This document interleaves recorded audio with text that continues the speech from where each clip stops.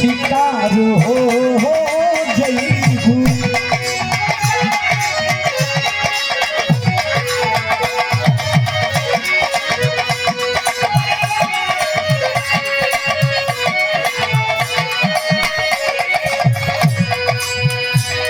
अरे कोनो बिनावा शिकार हो जईबू।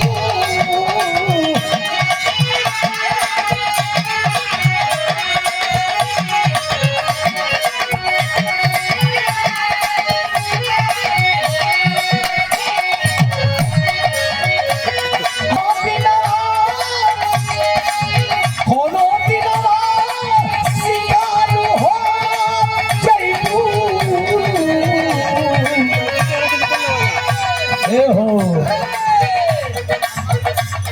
और हमसे मिलन। आओ भैया। आदरणीय बाबूजी श्री शीतला प्रसाद यादव जी,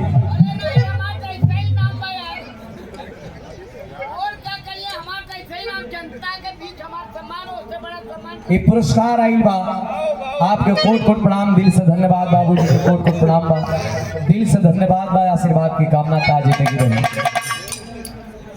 और आदमी हमारे बड़े भैया संतोष भैया, चुनार की धरती से गायक सर डीलर बानी, बिजनेसमैन बानी, ये भैया के द्वारा पुरस्कार आइल बा, आपके श्री चरणों में कोट कोट प्रणाम, दिल से धन्यवाद प्रणाम पहुंचे, आशीर्वाद की कामना बा, ताज जिंदगी सब भैया के ठाव जी प्रणाम पहुंचे। कितना बढ़िया गीत का संकलन बा।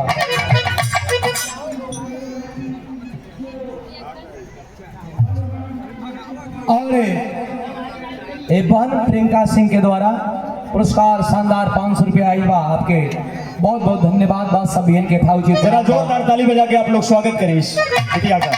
नारी शक्ति, बड़ा साहस होला, बड़ा अदम्य साहस होला। वो मंच पे आकर के आदमी मंच पे आवे में आदमी का पैर थरथरा जाला, लेकिन ये सम्मान ये दुलार आशीर्वाद आइल बा। हमारे माता बहन भी कार्यक्रम के सुन रहल बाड़ी, सबके सादर प्रणाम बा।